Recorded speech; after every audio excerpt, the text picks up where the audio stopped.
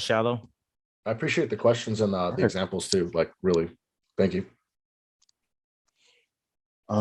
So I am focusing on finding your voice as a poet, as a writer, as a spoken word artist.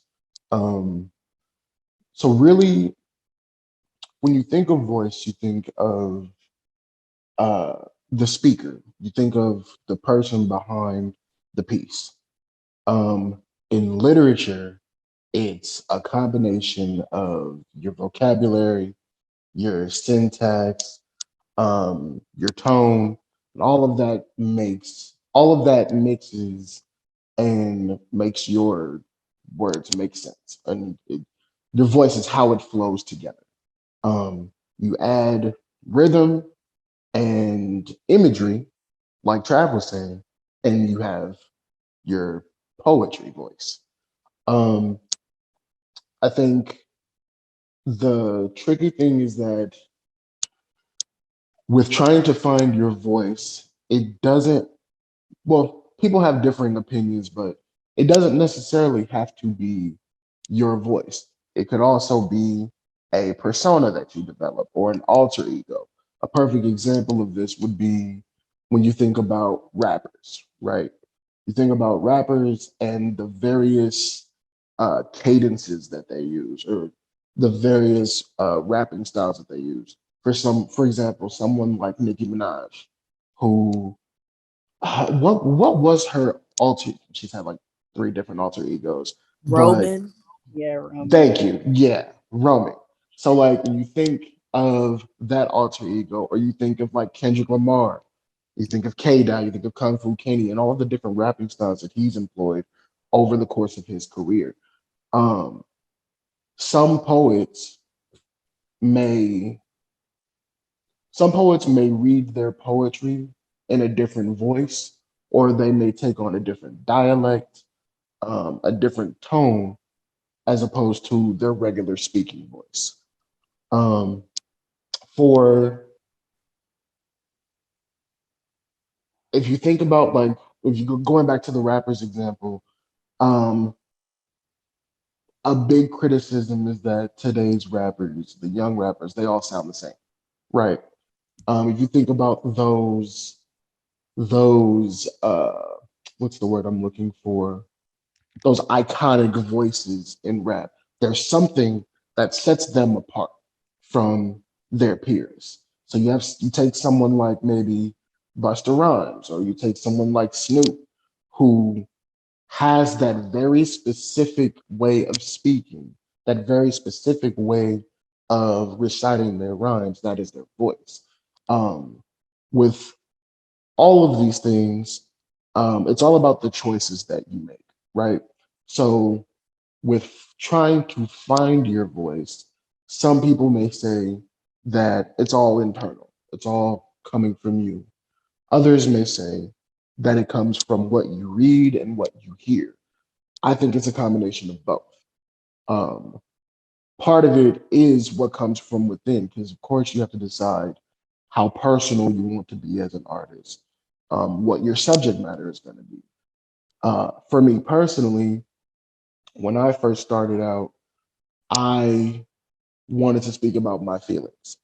I started writing at an age where I was very angry and kind of just like dealing with the growing pains of being 13, which wasn't really going through shit, but it's high school. I have all these thoughts and feelings and wanting to express them however I could, but like in a healthy way. So for me, ever since then, my poetry has been mostly about matters of the heart and mind. So whatever it is that I'm feeling, whatever it is that um, I am going through, I write that. Writing was a big outlet for me with dealing with mental health, dealing with depression and anxiety. So in the beginning, a lot of my art was very sad, for lack of a better word, or my mom would describe it as sad. Um, but even then, with picking the subject matter and deciding, okay, I want to talk about these real life things that are happening, I had to decide how I would perform it, right? Because initially with writing, it was for me, it was never intended to be public. It was just something that I put on paper. When I decided to actually perform that, I had to decide, how do I want to sound? Do I want to just read it off a page? Do I want to try building up a persona, or do I want to use slang? So with deciding what kind of vocabulary you use, some people write how they speak.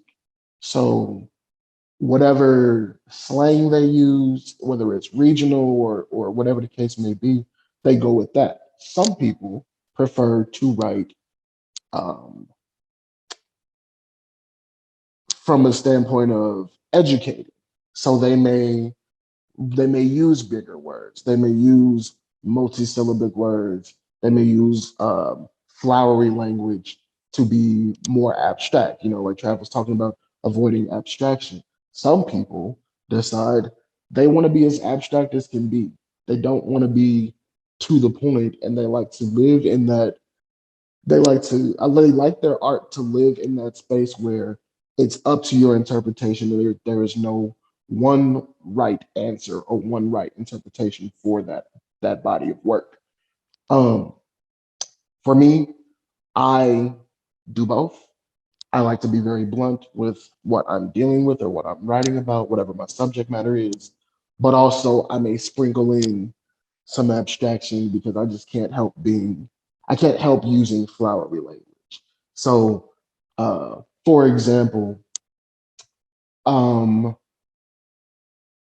in one of my pieces, I my exact words were, one minute I may say, "You beautiful personification of the moon's beauty or the moon's light."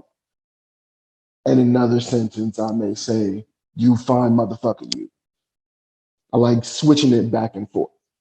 Um, but that is a direct choice when I wrote it.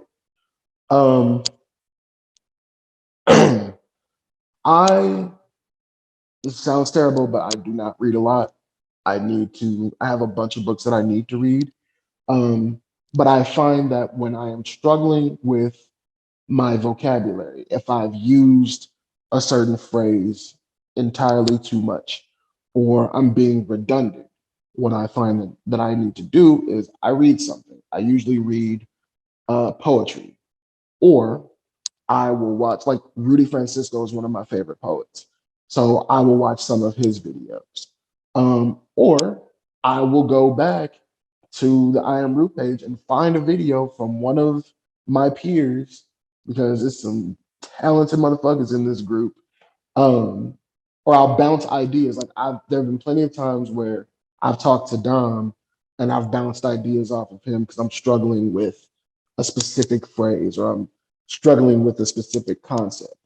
Um, Dom, you mentioned earlier telling your story. That is perfectly key when finding your voice, especially if you're just starting out. You want to tell your story, talk about things that matter to you, because then you can be your most authentic self. The key with finding your voice in poetry and spoken word is being authentic. Whatever it is you're talking about, it could be the most important thing or the least important thing, but as long as it comes off authentic, you won't have a problem with um, getting the audience involved or having them feel your words, right? So I personally think that we can all tell, for the most part, when someone is not being authentic, or if they're just reading something that either they didn't write or they don't necessarily believe themselves, which is not necessarily a bad thing. We all have our processes, we all have our reasons, right? There is the key thing with all of this, with poetry in general, is there is no one right way or wrong way to do things. Um, for me, finding my voice involved me looking inward. And then also watching a few videos from certain artists and picking up how they read certain things, stressing certain words. I use a lot of slang. Being from LA, Inglewood, born and raised, I say cuz a lot. I don't bang. I'm not affiliated or anything, but that is something that I grew up with. There are certain things that we may say in LA or ways that we may say certain things that only someone from LA will pick up on. You know what I mean? Which is perfectly okay. It may be alienating to certain people, but there may be someone that connects with that. It could be something that you become known for. Some people make the choice to not curse in their poems or in their work, period. And that is a bit of who they are.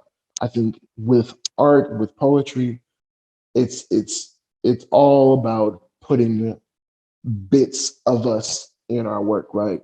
And kind of bearing that to the world. So for me, I talk about my family a lot. I talk about my struggles with mental health, and I I also realize sometimes I can be a bit self-deprecating in a kind of I'm dealing with this shit and I'm frustrated with this shit, but there's a light at the end of the tunnel. That is the central theme to my poetry. Um, and that's just something that I've built over the last few years. It's vastly different from what I started out as. So, like with finding your voice, a fallback that we all tend to do, or that we try to avoid, especially with poets of color, is falling back to the Def Jam poet cadence. We Oh no. elongate words. We go with the and I came to you, and you are my queen, sunrise of the earth, all of that shit. Because it's what we grew up on. It's what when people think poetry, when people think spoken word, that is where their mind goes automatically. Now, I'm not knocking it. Personally, it does not work for me. I can't stand it. But some people do it very well. Whatever's your strong suit, that is your business. I'm not knocking it. Most snaps to you.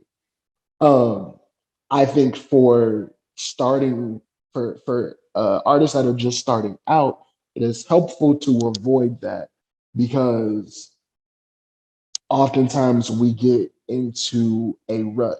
We get into the habit of sounding like this artist or the next artist. Um, and really, it's like you're not to a certain extent, you're not finding your own true voice. You're just mimicking what another artist does. Like Dom said earlier about, maybe not necessarily with the structure, but like looking to his idols and kind of doing their cadence or trying to attack a poem the way they attack raps, right? I feel like we all tend to do that. But also we have that moment of like, I'm not selling drugs, I'm not doing this, that, or the other. Like, why am I trying to why am I trying to convey that? Right. Um, I feel like that's also a conversation for trends and what's edgy and what's the new thing in art or just social media in general. Like Dom said, there's nothing wrong with hopping on those trends. There's nothing wrong with, doing something that has been done before. Like, how many of us have written a poem like Shion's This Type Love poem? I literally did one last year. I'm pretty sure to the day I did one last year. Like, we've all done these certain types of poems. We've all hit on these topics in a very specific way. There's nothing wrong with that as long as we're putting our own kind of spin, our own personality to it, right? Um, so, like I said before, no matter what you write, make sure it's authentic. Be genuinely you. So, if you want to talk about, I don't know, your love of sunflowers, go for it. However you want to convey that is completely up to you, and no one can tell you you're right or wrong. So I think the key thing is practice, repetition. How you write something may be different from how you speak it. I know for me personally, I had terrible stage fright. Like I get nervous before a performance every single time. But what I also found was like when we were doing the POV open mics, I found that having that having that calendar, knowing that okay, in the next couple of weeks, I got to get on stage, helped me hone my skills. You know what I mean? I look at it as open mics are the gym. It's constant repetition. It's working out certain poems. There are many times that I read a poem that was not finished, and I would listen for crowd reactions. I would listen for input.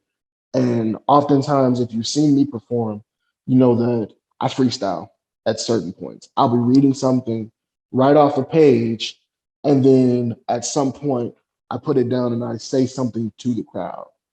Because in that moment, I think, oh, yeah, I forgot to write this, but let me say this now. Like I said before, the downside of that is that oftentimes I have to watch a recording because I don't remember what I said. Um, but I have found that part of my voice, part of me as an artist, that is something that people know about me. They know that I'm going to interact with the crowd. I'm going to have a moment with you to connect with you. Part of it for me is easing my tension, but also that is part of my voice because oftentimes my work is very conversational. So, every artist is different. Everyone approaches their voice, everyone approaches their art in a different way, and all of it is correct. I would say do whatever works for you. So if sounding like a Def Jam poet works for you, do that to the best of your abilities. Be the best Def Jam poet you can be. Um, I would say, la, la, la, la, la. Oh, I missed a part. Um, in regards to telling your stories, um, find a balance between inspiration and inspiration.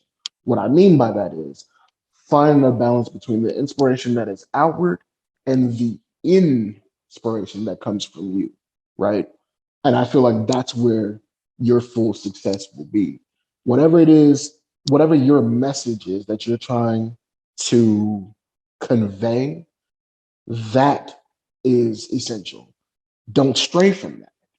Have that central message that you want to convey, and then bring in whatever outside aspects can help you do that to the best of your abilities. Whatever research you have to do, whatever, if it involves um, watching YouTube videos. Oftentimes, when I have a subject that I'm struggling with, because I have the thoughts there but can't really find the words, I will watch other artists and see what they had to say on the subject. Or I'll have a conversation with one of my friends. Um, I, like Dom was saying, I oftentimes will just have one of my friends on FaceTime while I'm working on something and we'll bounce ideas off of each other. Or I'll listen to them talk about something and write from that perspective. So there's a million and one influences out there that can help you, centralize your thought and convey that message in whatever way possible. Um, I struggle with straying, with not using abstraction because I like abstraction. Fight me, Trav. No, just use it um, right. Just use it right. Just use it right. I will use it wrong if I feel.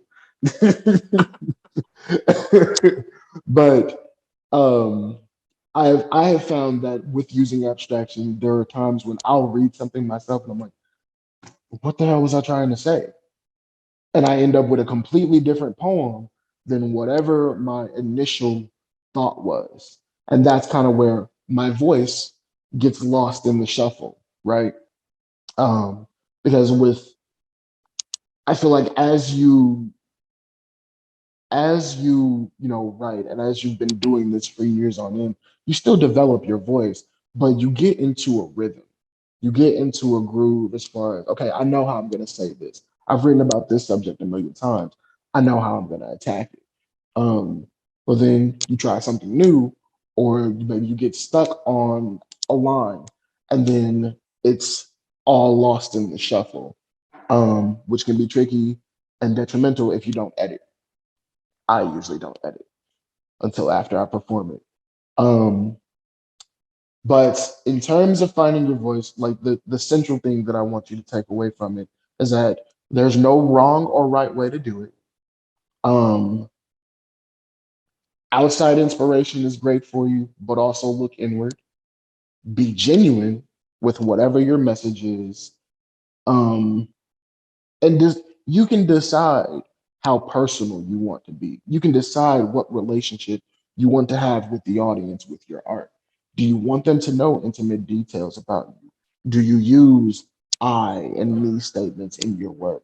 Or maybe you write from a third person perspective to put up that barrier there or to place some distance between you. It's literally, think of it as like creating a player and creating all of their different aspects. You have a million to choose from. And there is no rule that says once you have figured out your voice, that it can't change. It will change from subject to subject. There are some things that I write about that require me to go to a more somber place or go to a deeper place in my subconscious. And it'll be a more heavy performance as opposed to something lighthearted. Perfect example. Um, one of the one of my favorite performances. I read a poem about a trigger warning about suicide, and the way I read it wasn't necessarily how I would normally read a poem of mine, but the subject matter and the occasion, it was more somber, as opposed to a poem I read entitled To My Future Wife, where it was more hopeful. And like with that poem, my approach was kind of like I'm spitting game. I don't really have game like that, but that is the way I approached that poem because in my mind, I treated it as this is a letter to my future wife, and she may be in this audience, which I think that was actually one of my lines. Um, so subject matter will also affect your tone. It'll affect your overall voice. Maybe you speed through a poem. Maybe you want to take your time and go slow. Maybe you want to enunciate certain words. Every choice you make for the smallest detail affects your voice. But just remember that no matter what those decisions are, you can always change them, even mid poem, mid sentence. It is completely up to you. And you're the only one that will know what changes you made.